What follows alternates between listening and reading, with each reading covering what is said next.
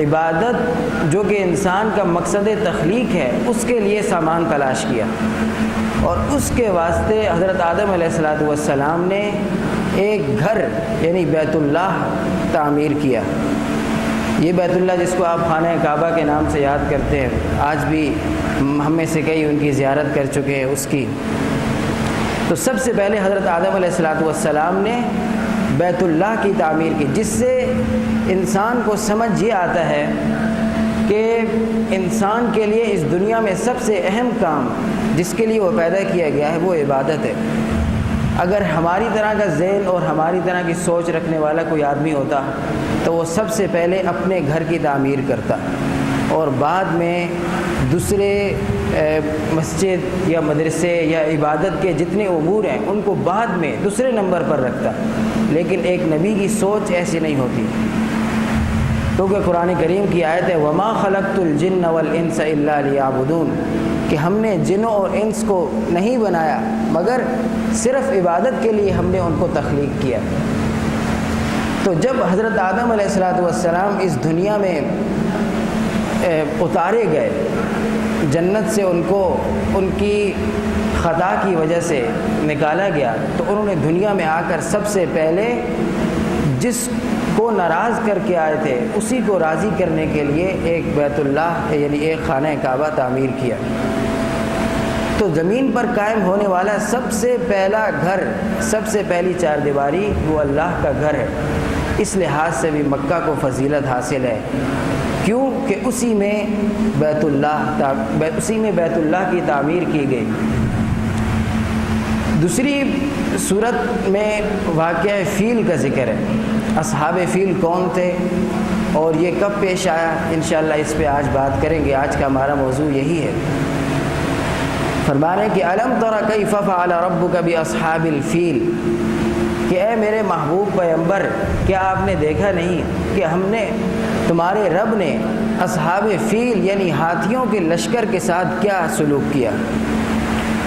الم یجعل کیدہم فی تضلیل، کیا ہم نے ان کی خفیہ تدبیر کو، ان کی چال کو اور ان کے مکر کو بھٹکا نہیں دیا، الٹا نہیں کر دیا۔ تضلیل کہتے ہیں بیکار کر دینا، کیونکہ جب کہتے ہیں نا فلاں زال ہے، زال کا مطلب یہ ہوتا ہے کہ فلاں بھٹک گیا، یہ وہی مادہ ہے۔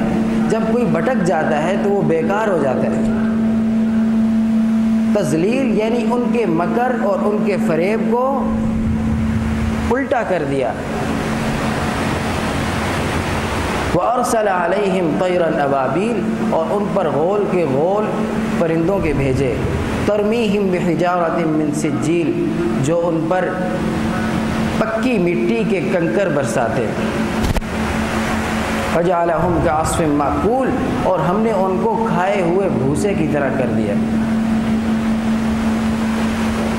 اس میں واقعہ فیل کے یعنی عام الفیل، وہ سال جس میں حضور علیہ الصلوۃ والسلام کی پیدائش ہوئی، اس کا ذکر ہے۔ جب کوئی نبی کسی علاقے میں آنے لگتا ہے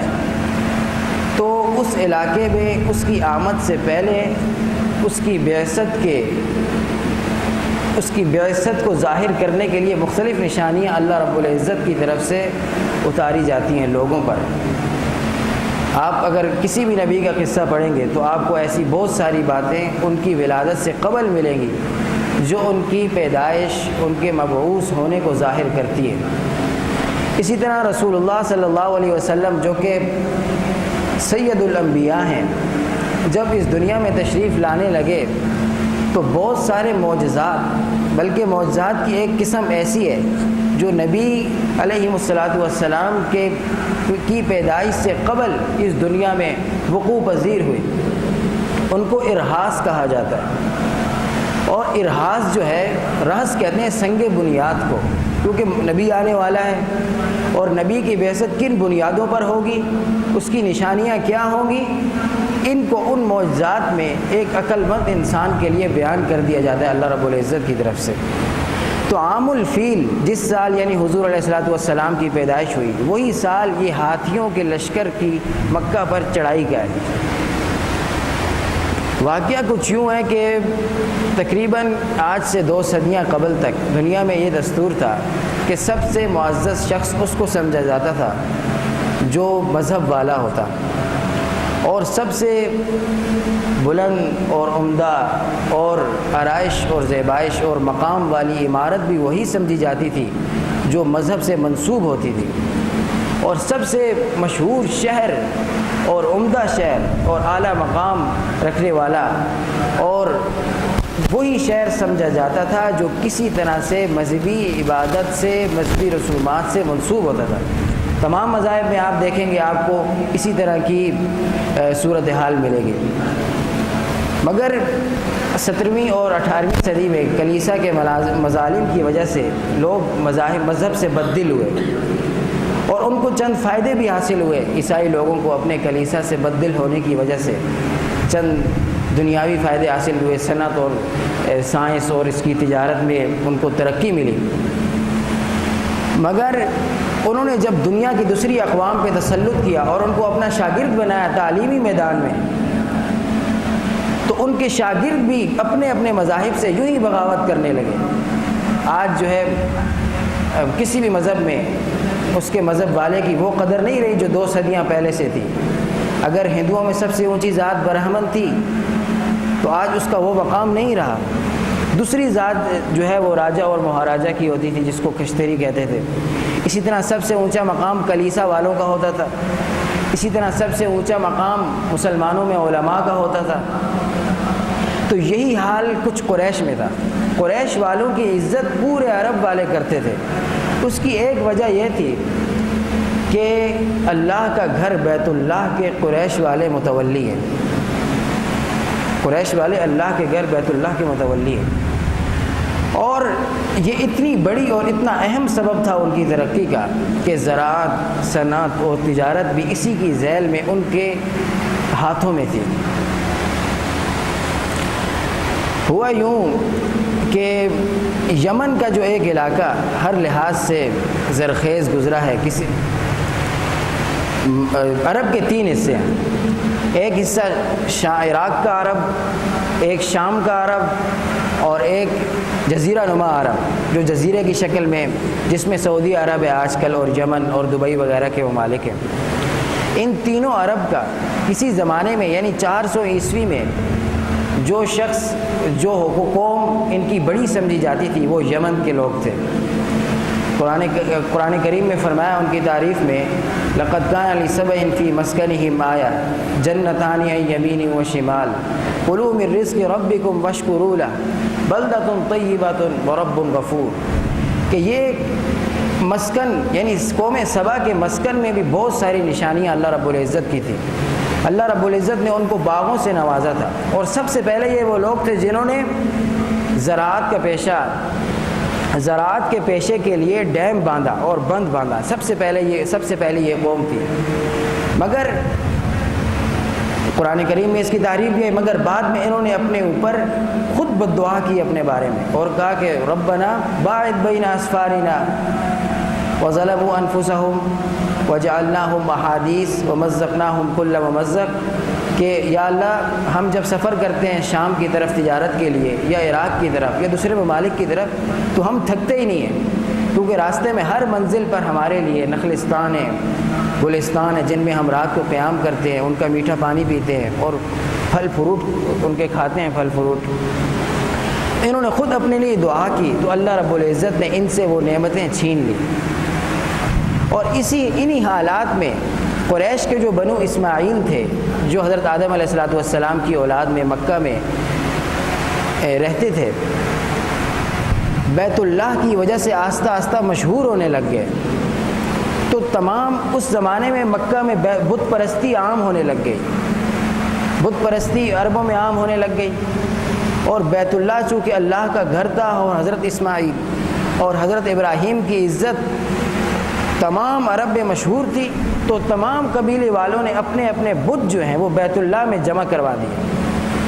اس لحاظ سے جو قیادت یمن والوں کے پاس تھی، کیونکہ ان کی زمین بھی زرخیز تھی، ان کے پاس سمندر بھی قریب تھا، ان کی صنعت بھی تھی۔ یمن کے دارالحکومت کو صنعاء اسی لیے کہتے تھے کہ وہ بہت صنعتوں والا تھا، اس میں کاریگری کے بہت سارے نمونے تھے۔ مگر یہ قیادت آہستہ آہستہ یمن کی انہوں نے خود اپنے لیے بد دعا کی، اللہ نے ان سے لے لی اور قریش والوں کو دے دی، اور قریش والے متولی بن گئے کعبہ کے۔ اب وہ قبائل جو یمن میں کسی زمانے میں رہتے تھے اور بہت ترقی پذیر قبیلے شمار کیے جاتے تھے، ان کے پاس جب کوئی زراعت نہ رہی، تجارت نہ رہی، تو وہ پورے عرب میں پھیل گئے، اور ان کا پیشہ رہزنی بن گیا، قافلوں کو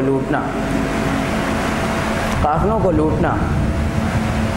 تو جب بھی پورے عرب میں کوئی قافلہ تجارت کے لیے شام جانے لگتا، عراق جانے لگتا، یہ حضور کی بعثت سے 200 سال پہلے یا 150 سال پہلے کہ یہی عالم تھا،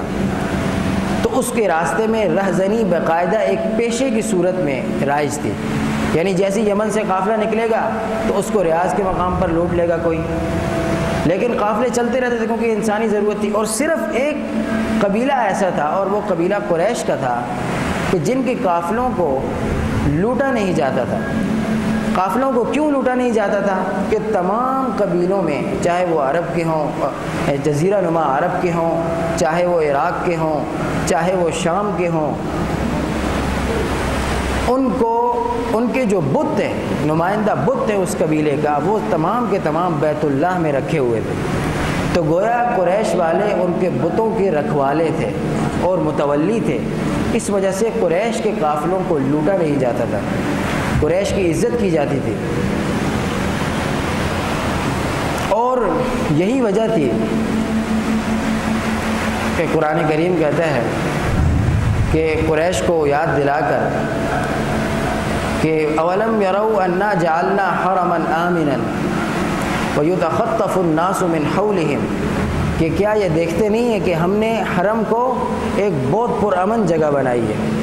اور لوگ اس کے آس پاس سے اٹھا لیے جاتے ہیں۔ جب رہزنی ایک باقاعدہ پیشہ ہو تو آپ سوچیں کہ 100% قافلوں میں سے 80% تو ضرور لوٹے جاتے ہوں گے، ان میں سے بعض سامان لوٹا جاتا ہوگا۔ یہی صورتحال تھی، گویا اب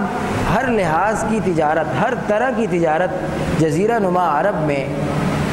نامکمل تھی، کسی کے پاس نہیں تھی۔ اور زراعت، چونکہ یمن کا علاقے میں زراعت بھی کی جاتی تھی، وہ بھی ایک طرح سے نامکمل تھی کہ اس قوم پر عذاب بھی اللہ رب العزت نے سیل العارم، یعنی ڈیم کے ٹوٹنا، جو بند انہوں نے باندھا زراعت کے لیے، اس کو جب اللہ رب العزت کی مشیت میں اس کو توڑ دیا گیا تو اسی سیلاب کی وجہ سے یمن کے لوگ تباہ ہو گئے اور صنعت بھی نہ رہی، اور پوری کی پوری طرح سے جس قدر رہی صحیح تجارت تھی وہ قریش کے ہاتھ میں آ گئی۔ اور قریش کے ہاتھ میں یوں آئی، یہ تو وادی غیر ذی زرع تھی، یہاں تو کوئی نہر نہیں تھی، آب زمزم بھی اس وقت خشک ہو چکا تھا، یہ تو بعد میں آب زمزم کا کنواں دوبارہ جاری ہوا حضرت عبد المطلب کے وقت۔ زراعت بھی ختم ہے، زراعت بھی مکہ میں نہیں ہو سکتی، صنعت اور تجارت بھی نہیں ہے، مگر پھر بھی اس کے باوجود مکہ والوں کو جزیرہ نما عرب بلکہ تمام عرب کا سردار شمار کیا جاتا ہے۔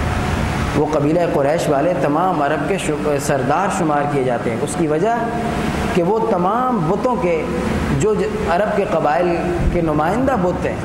ان کے متولی ہیں، ان کے رکھوالے ہیں، گویا ایک طرح سے وہ ان کے مذہبی رہنما ہیں۔ یہی وجہ ہے کہ قریش کے قافلے نہیں لوٹے جاتے۔ اب جب قریش کے قافلے نہیں لوٹے جاتے تو قریش کی تجارت جو ہے وہ عروج پر ہے، باقی تمام عرب قبائل کا پیشہ رہزنی ہے، اور طائف والوں کی چند کھجوریں اور مدینہ والوں کی چند باغات ہیں اسی طرح کے، اس کے علاوہ تمام جو عرب کا علاقہ ہے وہ رہزن ہے اور قافلے لوٹنا ان کا کام ہے۔ جب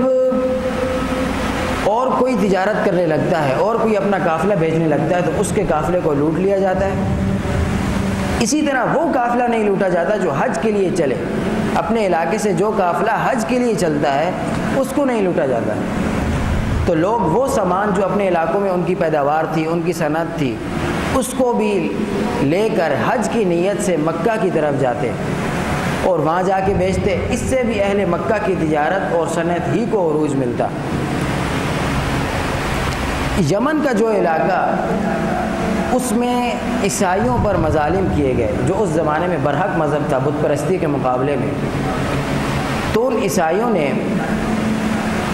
قیصر شام یعنی روم کی حکومت کو خط لکھا کہ ہم پر ظلم کیے گئے ہیں، ہماری مدد کی جائے۔ اس زمانے کا حبشہ کا بادشاہ نجاشی، اس نے ان کی داد رسی کی اور اپنے 2 جرنیلوں کو، ایک ابرہہ اور ایک ارباق کو، اس نے یمن کی تسخیر کے لیے بھیجا۔ یہ دونوں عیسائی تھے، اپنی فوج لے کر آئے اور اس وقت کے جو عرب سردار تھے یمن میں ان کو شکست اور ان کی حکومت یمن پر قائم ہو گئی۔ یہ تو ایک سلجوئی قوم کے لوگ تھے۔ حبشہ اس زمانے میں بہت ترقی یافتہ تھا، جس کو آج کل ایتھوپیا کہتے ہیں۔ اسی طرح جو قیصر وہ سپر پاور تھا، یہ اسی کے ذیل میں آتا تھا۔ تو یہ بہت سلجھے سمجھے ہوئے اور ترقی یافتہ لوگ شمار کیے جاتے تھے۔ جب ان کی حکومت یمن پہ آئی اور انہوں نے تجارت کرنا چاہی تو جزیرہ نما عرب کا واحد ہی راستہ ہے کہ جزیرہ نما عرب سے گزر کر شام جایا جائے، عراق جایا جائے۔ جب انہوں نے تجارت کو فروغ دینا چاہا تو وہی رہزنی ان کے ہاتھوں میں آڑے آ گئی، ان کے پاس آ گئی، اور رہزنی کی وجہ سے ان کے قافلے لوٹے جانے لگے اور ان کی تجارت ناکام ہونے لگی۔ تو ابرہہ جو اس وقت کا بادشاہ تھا، اس نے ایک تدبیر سوچی کہ کس طریقے سے عرب کی رہزنی کو ختم کیا جائے۔ اب ایک قبیلہ وہاں آباد ہے، ایک قبیلہ یہاں آباد ہے، کس طرح ہم ان سے جنگ کریں گے، اور تمام کے تمام رہزن ہیں۔ اس نے کہا کہ اس کی چال باز طبیعت نے ایک صورت نکالی کہ ایک کلیسا تعمیر کرتا ہوں اور تمام عرب کو اس کی طرف بھی حج کرنے کی دعوت دیتا ہوں، اس کی طرف بھی قصد کرنے کی، اس کی بھی تکریم کرنے کی دعوت دیتا ہوں۔ اس طرح ہم بھی ایک مذہبی عبادت گاہ کے متولی ہو جائیں گے۔ جب اس طرح ہم ایک مذہبی عبادت گاہ کے متولی ہو جائیں گے تو ہمارے قافلوں کو بھی لوٹا نہیں جائے گا۔ دوسری وجہ ہے کہ ہر سال قافلے پورے تینوں عرب کے تینوں علاقوں سے، شام سے، عراق سے اور جزیرہ نما عرب سے ہمارے کلیسا کی طرف آئیں گے، جس کی وجہ سے وہ بھی اپنے ساتھ ساز و سامان لے کے آئیں گے، ہماری تجارت کو فروغ ملے گا۔ اور جب واپس شام جائیں گے، واپس عراق جائیں گے اور واپس مختلف علاقوں میں جائیں گے تو اس وقت بھی ہماری تجارت اور ہمارا سامان ان علاقوں میں لے کے جائیں گے۔ اس طرح ایک کلیسا کی آڑ میں ہماری تجارت جو ہے، یمن کی تجارت، وہ فروغ پائے گی۔ اس نے اس تدبیر پر بہت جلدی عمل کیا اور ایک بہت شاندار کلیسا، بہت اونچا، یعنی عیسائیوں کی عبادت کا، عربوں کا تو کوئی مستقل مذہب نہ تھا، وہ اللہ کو مانتے تھے اور بت پرستی کرتے تھے، جبکہ عیسائی ایک مستقل مذہب تھا۔ اس کی عبادت گاہ جب تعمیر کی گئی، اس پہ اس نے سونے چاندی کا کام کروایا، اندر ہاتھی دانت کے مختلف نقش و نگار بنوائے اور اس سے بہت اس میں صنعت کاری کی، اس کو ایک آرائش و زیبائش کا نمونہ بنایا اور تمام عرب کے قبیلوں کو دعوت دی کہ وہ جس طرح بیت اللہ کا حج کرتے ہیں، اللہ کے گھر کا، اسی طرح اس کلیسا کا بھی حج کیا کریں۔ عرب کے مختلف قبیلوں میں ایک غصے کی لہر دوڑ گئی۔ غصے کی لہر اس لیے دوڑ گئی کہ ابرہہ تو بیت اللہ کے مقام سے واقف نہیں تھا،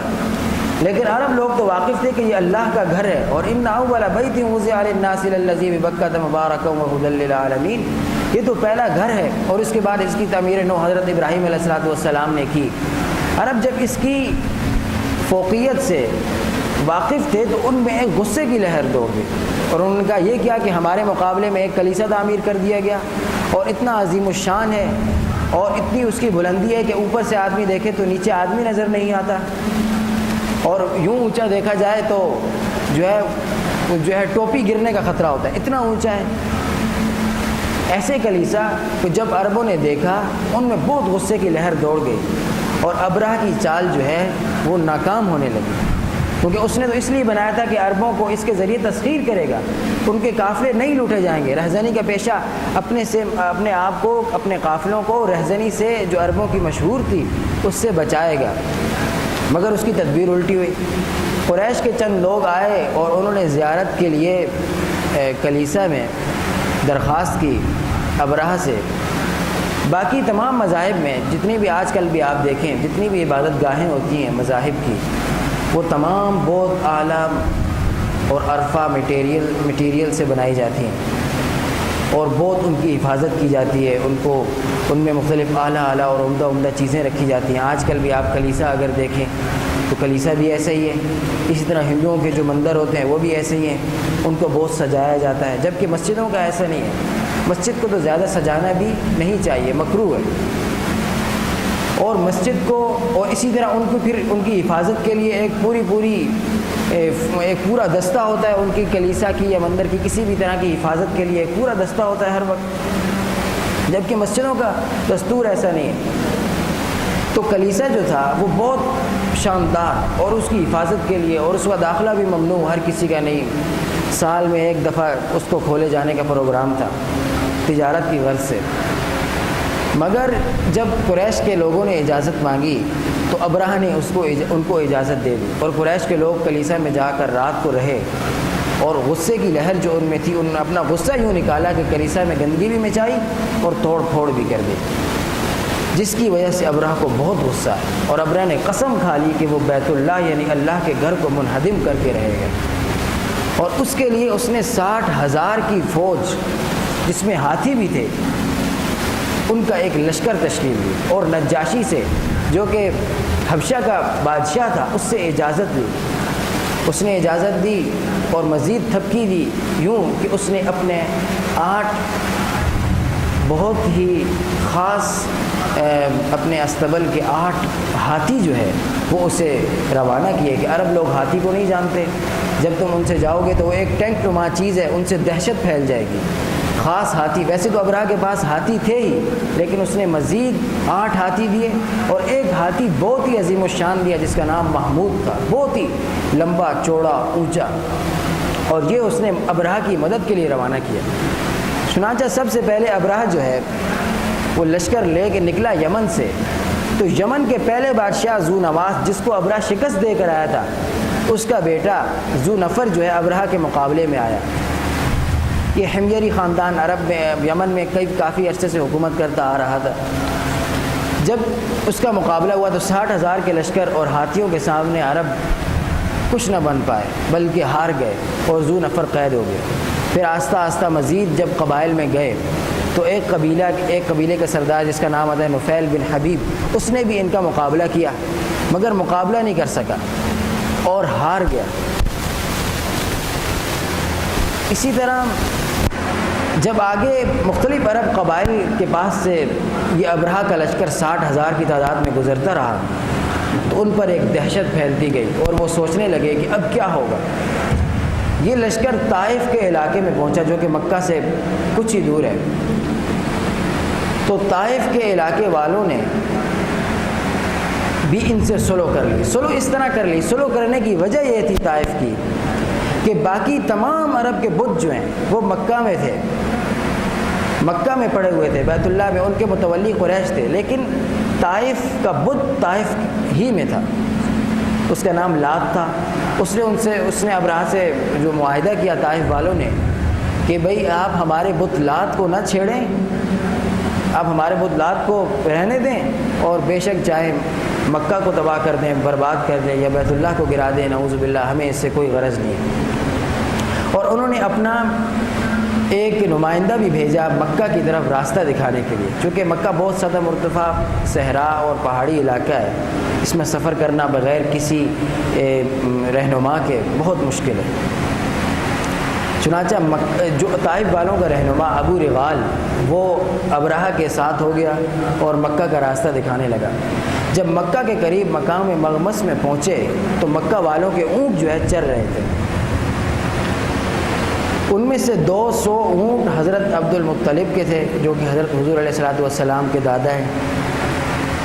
ابرہہ نے تمام کے تمام بکریاں، اونٹ، جو کچھ بھی تھا مال مویشی، سب کو اپنے تصرف میں لے لیا اور اپنے قبضے میں کر لیا۔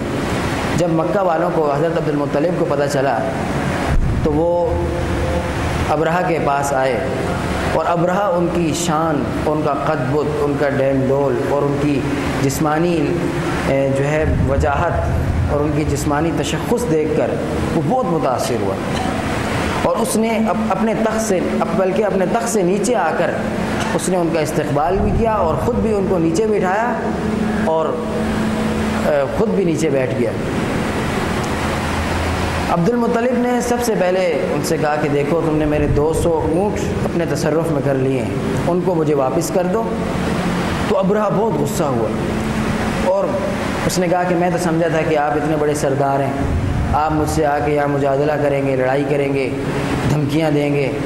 اور ہمارے سے مقابلے کا عزم کریں گے کہ ہم تمہارا گھر بیت اللہ گرانے کے لیے آئے ہیں، تم ہم سے مقابلے کے لیے تیاری کرو گے، لیکن تم نے یہ کیسی چھوٹی سی بات کر دی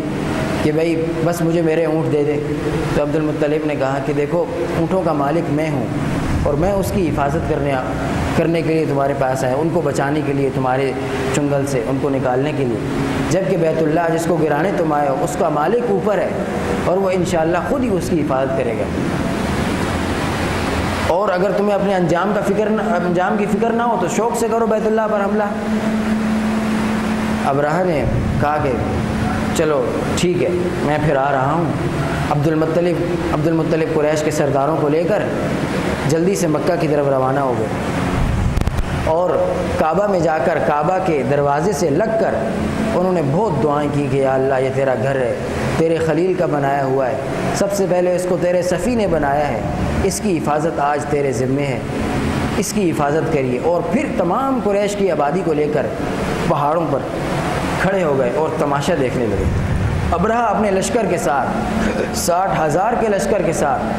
بڑے جاہو جلال کے ساتھ مکہ کی طرف، کعبہ کی طرف بڑھنے لگا، اس کو منہدم کرنے کے لیے۔ یہ جو 8 ہاتھی تھے جن کے بارے میں نے بتایا، بہت ہی مضبوط اور عظیم الجثہ ہاتھی، ان کو ابرہہ اس لیے لایا تھا کہ اس کا خیال یہ تھا کہ جس طرح میرا کلیسا ایک بہت بڑی عمارت ہے، اسی طرح کعبۃ اللہ بھی ایک بہت عظیم الشان عمارت ہوگی جس کو گرانا مشکل ہوگا۔ تو اس کا پلان یہ تھا کہ وہ کعبہ کے ستونوں سے اور کعبہ کے پتھروں سے زنجیروں کے ذریعے ہاتھی باندھ دے گا زنجیروں کو، اور پھر زنجیریں ہاتھی کے گلوں میں ڈال دے گا، جس کی وجہ سے ہاتھی اور پھر ہاتھیوں کو زخمی کرے گا۔ جب ہاتھی زخمی ہوں گے تو وہ دہشت میں آ کر دوڑیں گے جس طرف ان کا دل چاہے گا، تو کوئی ادھر دوڑے گا کوئی ادھر دوڑے گا، تو کعبہ جو ہے اس طرح منہدم ہو جائے گا، اور اس طرح ایک ایسے طریقے سے منہدم ہوگا کہ اس کی خوب جو ہے ایک طرح سے ذلت ہوگی، بربادی ہوگی، کہ جس کو کہتے ہیں کہ واقعتاً بربادی ہوگی کعبہ کی، اس کو اس طریقے سے ہاتھیوں سے منہدم کروائے گا۔ جب یہ لشکر مکہ کی طرف بڑھنے لگا، کعبہ کی طرف، اور ایک میدان میں پہنچ گیا مینا کے قریب،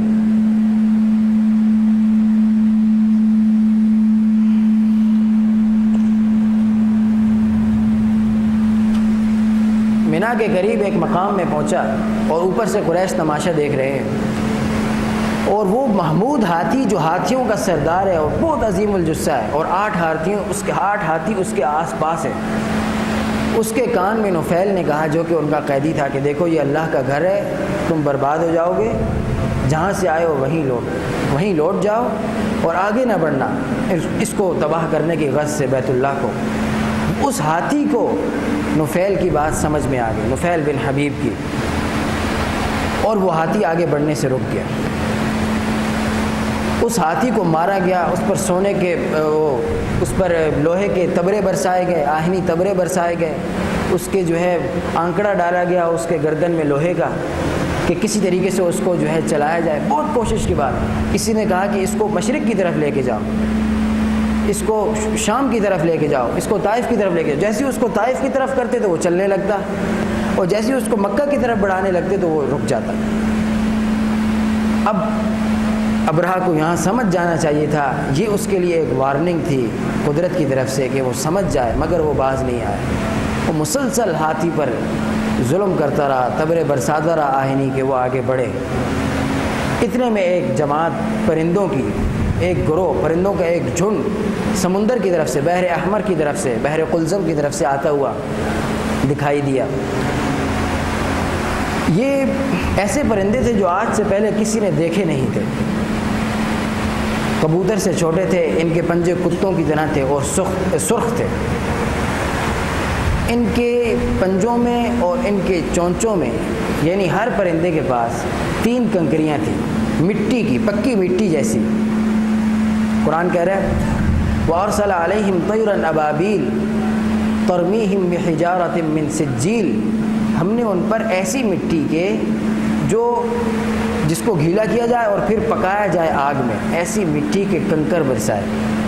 جس نے انہیں بھوسے کا کر ڈالا۔ چنانچہ وہ لوگ آئے، پرندے آئے اور انہوں نے برسائے وہ پتھر ابرہہ کے لشکر پر۔ دیکھتے ہی دیکھتے وہ 60,000 کا جو لشکر تھا وہ برباد ہونے لگا اور تمام ہاتھی بھاگ گئے۔ ایک ہاتھی صرف ہلاک ہوا، مگر لشکری کوئی بھی نہیں بچا، سپاہی کوئی نہیں بچ سکا۔ وہ جو کنکر تھا وہ جب اوپر سے گرتا تو اتنا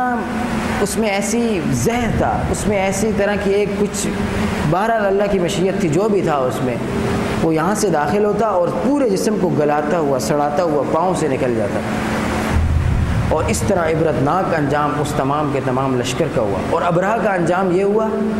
کہ جیسے ہی اس کو کنکری لگی، اوپر سے اس میں داخل ہوئی، تو اس کا ایک ایک جز گل کر، سڑ کر گرنے لگا اور ابلنے لگا جسم، حتیٰ کہ وہ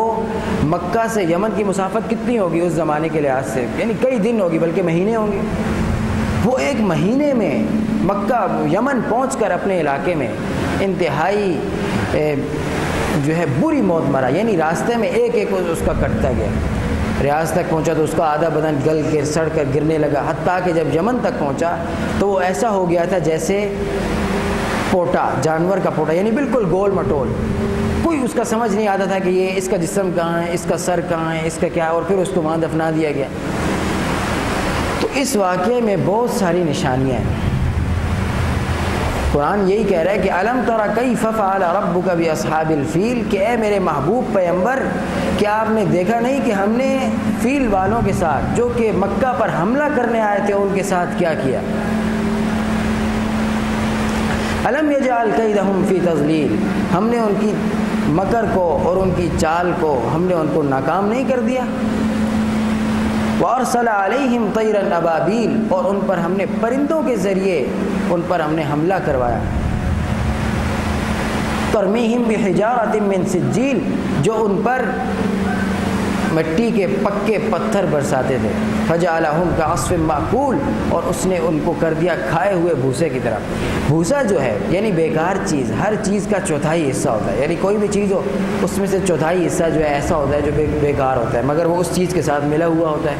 کسی بھی طرح سے۔ اس کو خالص جو ہے مکھن، جس طرح ہم نے بادام لیا، اب بادام کو ہم نے توڑا تو اس میں سے ایک چوتھائی جو ہے وہ اس کا چھلکا نکلا، باقی اندر سے بادام نکلا۔ عام طور پر یہ جو بیکار مادہ ہوتا ہے یہ ایک بھوسا،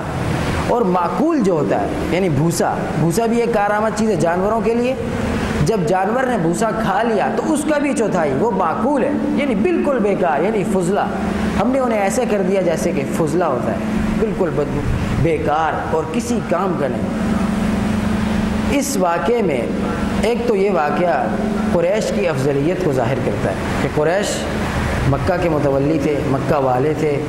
اللہ نے اگرچہ انہوں نے لڑائی خود نہ لڑی مگر اللہ نے ان کی طرف سے آ کر لڑائی کی، یہ قریش کی افضلیت ہے۔ اسی سے اگلی صورت جو ہے وہ اسی مضمون کی، لإلاف قریش إِلَافِهِمْ رِحْلَةَ الشِّتَاءِ وَالصَّيْفِ، کہ ہم نے یہ جو قریش کو ہم نے آسانیاں دیں کہ وہ سردیوں میں یمن کی طرف سفر کریں اور گرمیوں میں جو ہے وہ شام کی طرف سفر کریں۔ الَّذِي أَطْعَمَهُم مِّن جُوعٍ وَآمَنَهُم مِّن خَوْفٍ، اور ان کو خوف سے بچایا، یعنی ان کو راستے میں لوٹنے سے، جس طرح ہے نا کہ میں نے آپ کو بتایا کہ رہزنی تھی، راستے میں لوٹا جاتا تھا قافلوں کو، تو صرف قریش کے قافلے تھے۔ اس پر قرآن بھی دال ہے کہ وَآمَنَهُم مِّن خَوْفٍ، کہ ان کو راستے میں لٹنے کے ڈر سے قریش کو بچایا۔ کیوں بچایا؟ فَلْيَعْبُدُوا رَبَّ هَٰذَا الْبَيْتِ، کہ وہ اس بیت کے رب کی یعنی اس کعبہ کے رب کی عبادت کریں۔ یہ تمام نشانیاں اللہ رب العزت نے اس وجہ سے دکھائی کہ قریش جو کہ مکہ کے سردار ہیں ان میں ان قریب ایک نبی مبعوث ہونے والا ہے، نبی مبعوث ہونے والا ہے، اور وہ ان کو بت پرستی سے نجات دلائے گا، ان کو ان کی بھولی ہوئی اقدار، قیمتی اقدار انسانی یاد کرائے گا۔ وہ گر چکے ہیں جو حد سے زیادہ، ان کو بلندی پر لے کے جائے گا۔ ان تمام باتوں کو نشانیاں بنا کر اللہ رب العزت نے تمام عرب کے لیے، اب واقع فیل جو ہے یہ بہت مشہور ہو گیا، اس سال کا نام رکھ دیا عام الفیل، اور اسی سال حضرت حضور علیہ الصلوۃ والسلام کی پیدائش ہوئی، اور پھر یہی بکی صورتیں نازل ہوئیں، اور قریش کو اس احسان کا جو اللہ رب العزت نے قریش کو وہ احسان یاد کرایا کہ یاد کرو کہ تمہاری تمام عزت، تمہاری تجارت اور جو تمام کے تمام ثمرات جو تمہارے پاس پوری دنیا سے کھینچتے چلے جاتے ہیں۔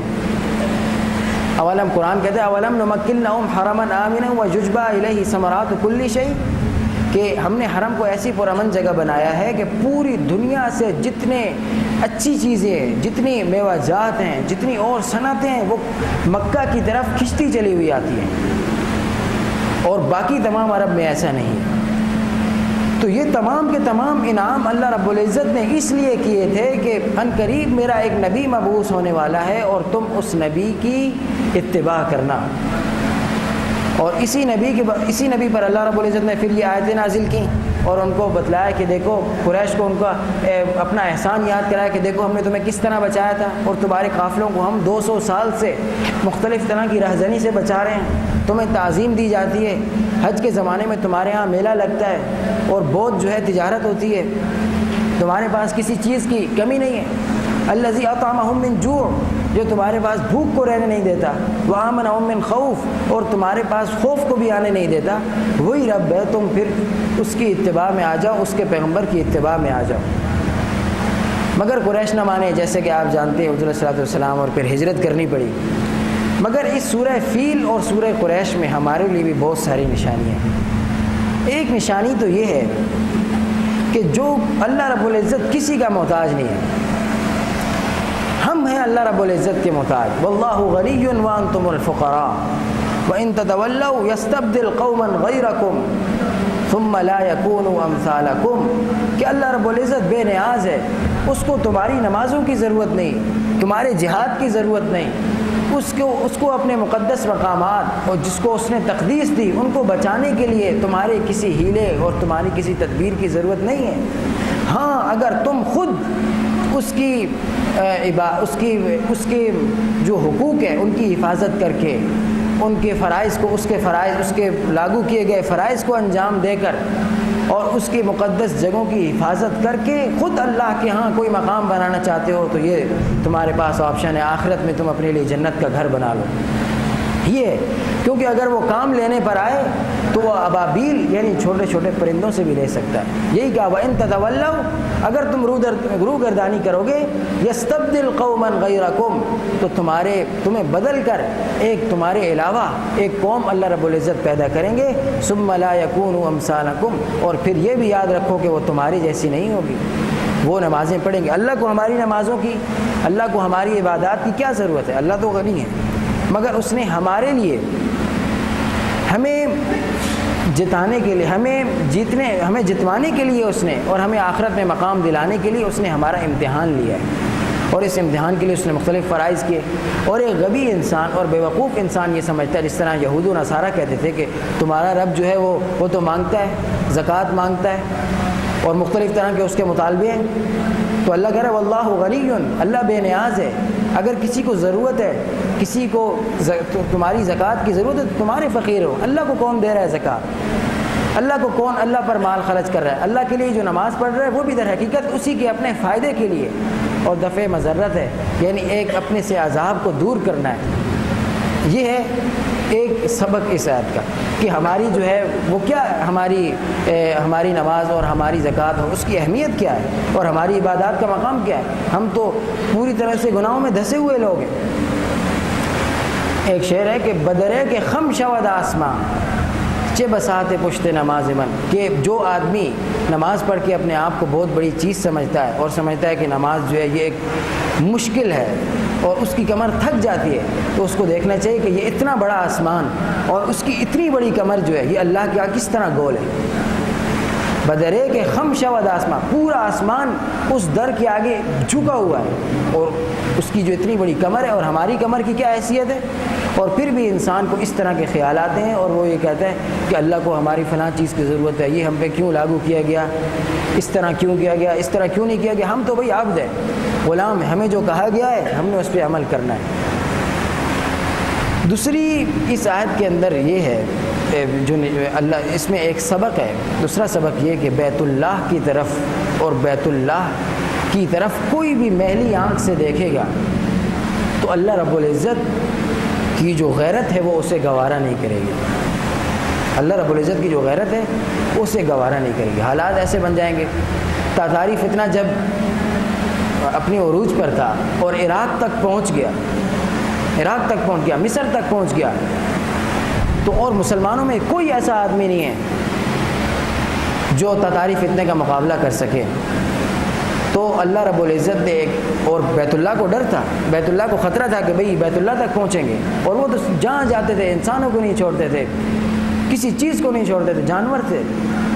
تو اللہ رب العزت نے ان کو ہدایت دے دی، وہ سب کے سب مسلمان ہو گئے ایک دم، اور جتنے علاقے انہوں نے لیے تھے،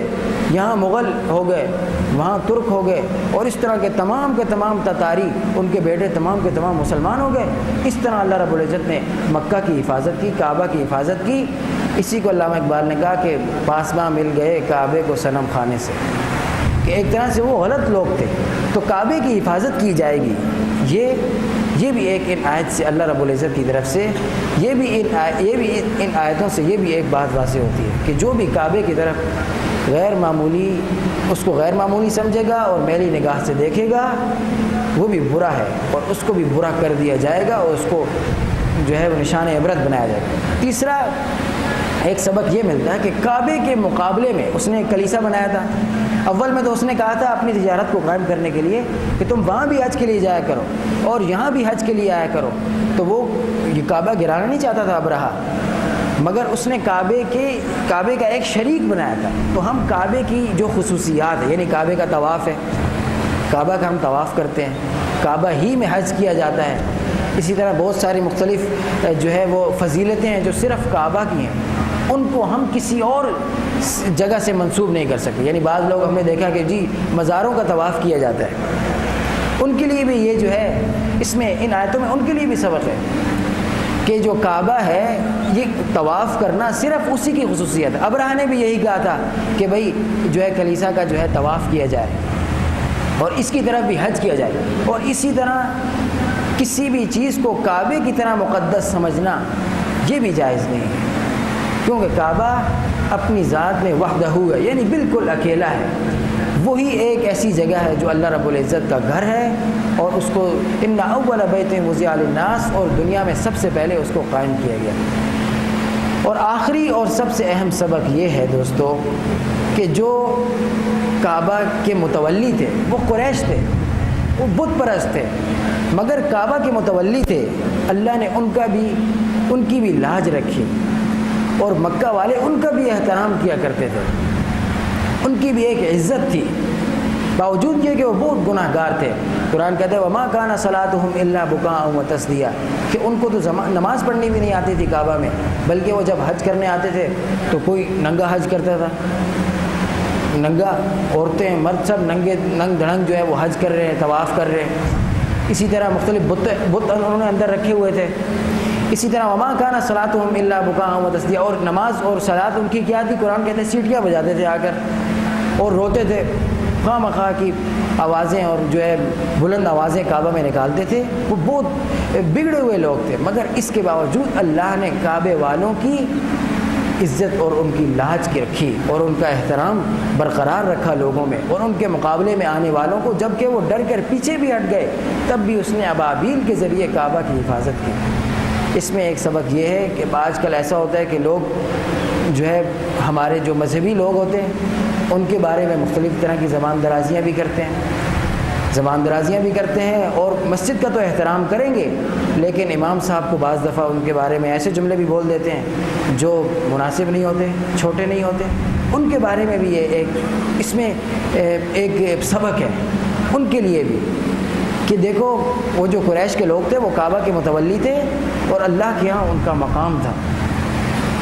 اور سب سے آخری اور اہم یہ ہے کہ یہ تمام جو حالات پیدا کیے گئے، یہ رسول اللہ صلی اللہ علیہ وسلم کی آمد